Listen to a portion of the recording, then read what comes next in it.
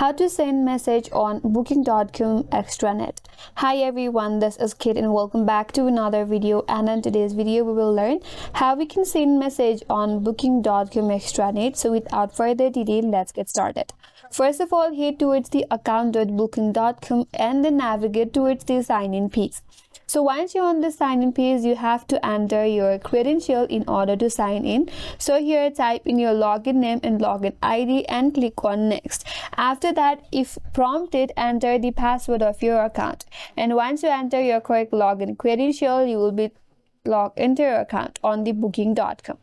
Now at the top, navigate to the reservations tab. Click on the guest name associated with the reservation that you wish to contact. Now scroll down to the messaging section and then you can type your message in the provided text box, and all you have to do is click on send. So this method will allow you to communicate directly with the guest regarding their bookings, answer questions, and provide important information.